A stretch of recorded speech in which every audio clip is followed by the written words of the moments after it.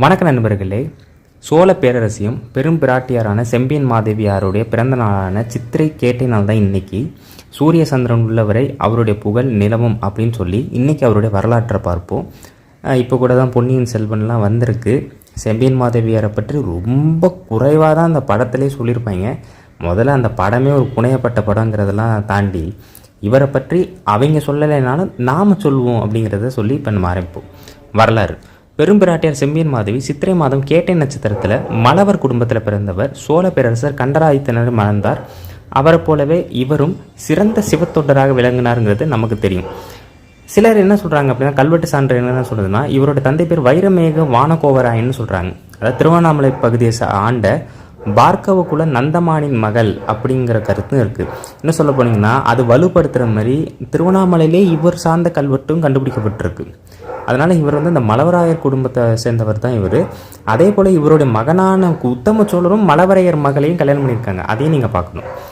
தன் மகன் மதுராந்தகன் தன் கொழுந்தன் அரிஞ்சயனின் மகன் சுந்தர சோழனின் மகன்களான ஆதித்த கரிகாலன், அருண்மொழிவர்மன் மற்றும் சுந்தர சோழரின் மகளான குந்தவை பிராட்டியையும் பொறுப்புடன் வளர்த்தவர். எல்லாரையுமே சோழ குலத்துக்கு எந்த பிரச்சனையும் வரக்கூடாதுங்கிறதுக்காக கடைசி வரைக்கும் அந்த ஒரு எப்படி சொல்கிறது, ஒரு சுயநலம் இல்லாமல் தன்னுடைய மகனை கூட அரியணையில் அமர்த்தாமல் சோழ நாட்டுக்கு எது தேவைன்னு இந்த அரசியை முடிவெடுத்தாங்க.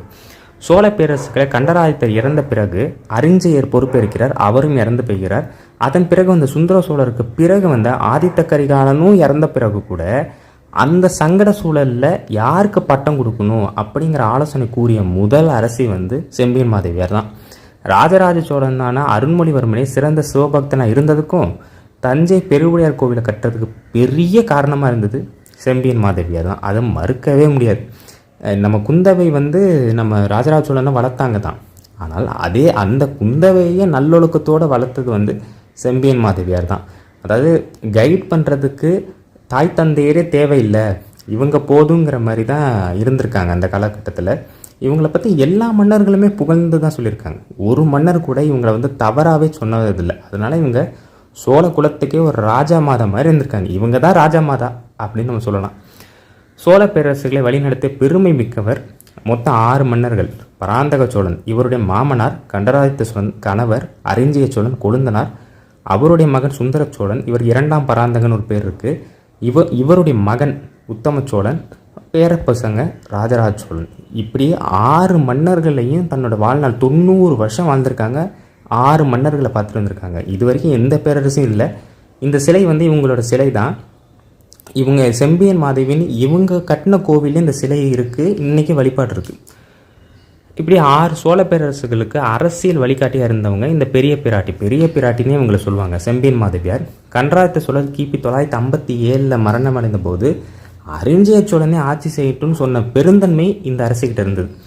ஆதித்த கரிகாலன், ராஜராஜன், குந்தவை எல்லாரையும் நல்லபடியாக வளர்த்துட்டு, மேலும் கணவர் இறந்த பிறகு சிவ வழிபாடு, ஆலய திருப்பணிகள், தர்மக்காரிகள் எல்லாமே தன்னோட வாழ்நாள கடைசி மூச்சு வரைக்கும் செஞ்சு 6 சோழ மன்னர்களுக்கும் எந்தவித பிரச்சனையும் இல்லாமல் அந்த ஆட்சியை நடத்துறதுக்கு எல்லா உறுதுணையும் செய்தது செம்பியன் மாதேவியாருங்கிறது மறுக்கவே முடியாது. 910 இவங்க பிறந்ததாக சொல்லப்படுது. 1001 அதாவது ராஜராஜ சோழனோட ஆட்சி காலம் வரைக்கும் இவங்க வாழ்ந்ததாக சொல்லப்படுது. ராஜேந்திர சோழன் காலத்துலலாம் இல்லை. ராஜேந்திர சோழன் காலத்தில் யார் இருந்தாங்கன்னா குந்தவை இருந்தாங்க. அதாவது ராஜராஜ சோழனோட அக்காவான குந்தவை இருந்தாங்க. செம்பியன் மாதேவியார் ராஜராஜ சோழன் காலத்தில் இறந்து போனதாக தான் கல்வெட்டு சான்றுகளே சொல்லுது. அந்த மாதிரி ஒரு பெருமை மிக்க அரசியாக தான் இருந்துட்டு போயிருக்காங்க. இவங்க செஞ்ச திருப்பணிகளை பார்ப்போம். செம்பியன் மாதேவியார் தன்னுடைய காலத்தில் ஏராளமான சிவன் கோயில்களை கட்டி திருப்பணிகள் செஞ்சுருக்காங்க. அதில் கிபி 7ஆம் நூற்றாண்டிலும் கிபி 8ஆம் நூற்றாண்டிலும் சோழ பேரரசுகளாலும் மண்ணாலும் செங்கற்களாலும் கட்டப்பட்ட சிவ ஆலயங்கள். அதை முதல்ல சீரமைச்சு இவர் ஆக்கின திருக்கோவில் தான் திருநல்லம். இப்போ இருக்க கோனேர் ராஜபுரம் இருக்குது பார்த்தீங்களா, அது செங்கலால் இருந்திருக்கு. அதை அப்படியே கருங்கல்ல மாற்றி இன்னைக்கு வரைக்கும் பொலிவோடு இருக்கிறதுக்கு காரணமே இவங்க கட்டினது தான். அதேமாதிரி சோழ மண்டலத்தில் செங்கற்கோவிலாக இருந்த 10 ஆலயங்களை கருங்கலாக மாற்றின மிகப்பெரிய பெருமைக்குரியவங்க செம்பியன் மாதேவியார் தான். இன்றைக்கி சோழ நாடு மட்டும் இல்லை, தமிழ்நாட்டில் இருக்க பல கோவில்கள் கற்றளி, அதாவது கருங்கல் கோவிலாக மாறினதுக்கு மிகப்பெரிய காரணம் செம்பியன் மாதேவியார் தான். சில கோவில்களில் அவங்க கற்றளியாக மாற்றிருக்காங்கங்கிறதுக்கான வரலாற்று சான்று கல்வெட்டுகளும் கிடைக்குது. அதுதான் இங்கே பார்க்கணும். அது என்னென்ன கோவில்னா, திருநல்லம், கோனேர் ராஜபுரம், திருமுதுகுன்றம், விருத்தாச்சலம், திருவாரூர் அறநெறி, திருவாரூர் கோவிலுக்குள்ளே ஒரு கோவில் இருக்கும், அசலேஸ்வரர் கோவில்னு சொல்லுவாங்க.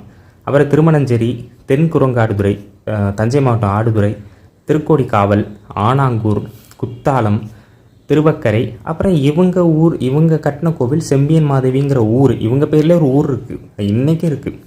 சரிங்க. புதிதாகவும் ஆகம விதிக்கு உட்பட்டும் கற்றளியாக இவர் கட்டிய கோயிலே செம்பியன் மாதவியில் இருக்கும் ஸ்ரீ கைலாசநாதர் திருக்கோயிலாகும். அதாவது நாகை மாவட்டத்தில் இவங்க பேர்லேயே ஒரு ஊர் இருக்குது, அங்கே இவங்க கட்டின கோவில் பேர் கைலாயமுடையநாதர் கோவில்னு சொல்லுவாங்க. கோவில்களுக்கு நாள்தோறும் திங்கள் தோறும் கைங்கரிகள் சிறப்பாக நடக்க இறையிலினா வரியே இல்லாமல் நிலங்களை தானம் கொடுத்துருக்காங்க. பல சிவத்தலங்களுக்கு பொன், வெள்ளி அப்படிங்கிற அணிகலன்களையும் நிறைய கொடுத்துருக்காங்க.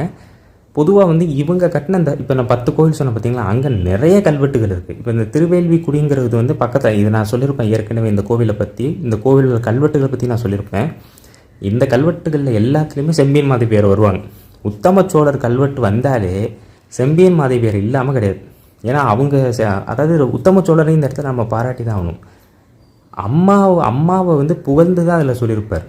நீங்கள் இப்போ அந்த கல்வெட்டுகள் பார்க்கும்போது உங்களுக்கு தெரியும், அம்மாவை குறிக்காமல் அவருடைய கல்வெட்டே ஆரம்பிக்காது. அந்த வகையில் நம்ம அவரை பாராட்டலாம். புகழ். இன்றளவும் சோழர்கள் கால கோவில்கள் நிலைத்திருக்க செம்பியன் மாதேவியார் கற்றளி மாற்றமே காரணமாகும். இல்லைன்னா செங்கல்லாகவே இருந்ததுன்னு வச்சுக்கோங்க, பாதி உடஞ்சிருக்கும். அதையெல்லாம் பழுது பார்த்து அதை கருங்கல்ல மாற்றி இன்றைக்கும் நமக்கு கோவிலாக இருக்கிறதுக்கு காரணம் இவங்க தான். அதே போல் இன்றைக்கி சோழர் காலத்தில் உள்ள மன்னர்கள் எல்லோரும் செப்பு திருமேனிகளில் செஞ்சு இன்றைக்கி வரைக்கும் நமக்கு அடையாளப்படுத்தினதும் இவங்க தான். சரிங்களா? இப்போ அடுத்து இது இப்போ கட்டப்பட்ட சிலைகள்.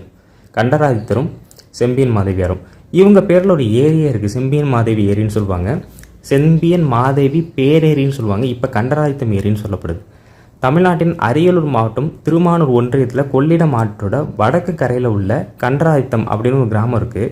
இந்த கிராமத்தில் தான் இந்த ஏரியை வெட்டிய சோழன் கண்டராதித்தனுக்கும் அவர் மனைவி செம்பியன் மாதேவியாருக்கும் அந்த கண்டராதித்தம் ஊரில் உள்ள மக்களே என்ன பண்ணுறாங்க, சிலை வைக்கிறாங்க. இப்போ ஒரு 3 வருஷம் 4 வருஷத்துக்கு முன்னாடி தான் சிலையை வச்சுருக்காங்க. அது ஒரு மிகப்பெரிய ஏரியா இருந்திருக்கு. கண்டராதித்தர் ஆட்சி பொறுப்பில் இருந்த நேரத்தில் அங்கே நீர் பற்றாக்குறை இருக்கிற காரணத்தினால அங்கே ஒரு ஏரி அமைக்கணும்னு நினைக்கிறாரு போல். அது தன்னுடைய மனைவியான செம்பியன் மாதேவி பேரில் அமைக்கிறதுனால செம்பியன் மாதேவி பேரேரி. இன்னும் சில கல்வெட்டுகள் இந்த ஏரியை பற்றி இருக்குது, அதுக்குண்டான குறிப்புகள் கிடைக்கல, அதனால் நான் வெறும் தகவலோடு மட்டும் விட்டுட்டேன். இதுதான் அந்த ஏரி. இப்போ கொஞ்சம் சுருங்கிடுச்சு, ஒரு காலத்தில் அது பெரிய ஏரியா இருந்திருக்கு. சோழ பேரரசின் மன்னனான கண்டராதித்த சோழர் கிபி 950 958 வரை சோழ பேரரசு ஆட்சி செஞ்சிருக்காரு. இவர் தனது 2வது மனைவியான செம்பியன் மாதேவியின் விருப்பத்தை ஏற்று அவங்க பேரில் வெட்டிய ஏரி தான் இது. இந்த ஏரியோட மொத்த பரப்பளவு பார்த்திங்கன்னா 415.03 ஏக்கர். எவ்வளோ பெரிய ஏரி பாருங்கள். பதிவான ஆயக்கட்டு பகுதி 20 கிராமங்களுக்கு உட்பட்ட எவ்வளவு 4532.99 ஏக்கர் நிலம். இதுதான் அளவீடு சொல்லப்படுது. 20 கிராமங்களுக்கும் சேர்த்து 4532.99 ஏக்கர் நிலம். அவ்வளோ பெருசாக கட்டியிருக்காம பாருங்க. அதுதான் இங்கே நம்ம பார்க்கணும். இவருடைய அப்பாவும் கட்டியிருக்காரு, இவரும் கட்டியிருக்காரு. அதுதான் இங்கே நம்ம பார்க்கணும். இதற்கு நீர்வரத்து கொள்ளிடம் மழைக்காலங்களில் நந்தியாரும் கூளையாரும் கொண்டு வரும் உபரி நீராகும். பக்கத்துலேயே நந்தியாறு கூளையாறுன்னு 2 ஆறு ஓடுது. அதுலேருந்து வர உபரி நீர் தான் இங்கே தண்ணீராக சேமிக்கப்படுது. ஆகியவற்றில் இந்த ஏரிக்கான நீர்வரத்து வேளாண்மைக்கு தண்ணீர் திறப்பதற்காக ஏரியின் கிழக்கு பகுதியில் 7 மதகுகள் இருந்திருக்கு. 7 மதகுகள். வடக்கு பகுதியில் 1 மதகுன்னு மொத்தம் 8 மதகு ரெகுலேட்டர் இருந்திருக்கு அந்த காலத்தில். ஏரியிலிருந்து அதிகபட்சமாக வினாடிக்கு 47.04 கனமீட்டர் தண்ணீரை வெளியேற்ற முடியும். ஏரியின் மொத்த ஆழம் 4.5 மீட்டர். இப்போது இதில் ஏறக்குறைய 1.5 மீட்டர் உயரத்துக்கு மண்டன் மண்ணாக தூர்ந்துள்ளது. இது நம்முடைய அவல நிலை. நம்ம சரியாக பராமரிக்கிற காரணத்தினால இன்றைக்கி அது இந்த நிலையில் இருக்குது. ஆனால் அவங்க அந்த காலத்தில் அது நம்ம நலனுக்காக செஞ்சுட்டு போயிருக்காங்க. ஆனால் அந்த ஊர் மக்களை ஒரு விதத்தில் பாராட்டலாம். அவங்க செஞ்சதை மறக்காமல் அந்த அரசியருக்கு அங்கே ஒரு செலவு வச்சாங்க பாருங்கள். உண்மையிலே நான் பாராட்டுறேன். ராஜேந்திர சோழனுக்கு இன்றைக்கி வரைக்கும் கங்கை கொண்ட சோழபுரத்தில் ஒரு சிலை கிடையாது. அதெல்லாம் நமக்கு அசிங்கம். சரி, அதுக்கடுத்து இந்த அரசு எங்கே இறக்குறாங்க, இவங்க சமாதி எங்கே இருக்குன்னா சேவூருங்கிற இடத்துல இருக்குது. பழைய பேர் என்னென்னா செம்பியன் கிளாடனடி நல்லூர். இதுவும் கல்வெட்டு தகவல் தான். அதாவது திருப்பூர் மாவட்டத்தில் தான் இது இருக்குது. சேவூர் அவினாசி வட்டத்தில் இந்த சேவூர்னு இருக்குது. இதை பற்றி நம்ம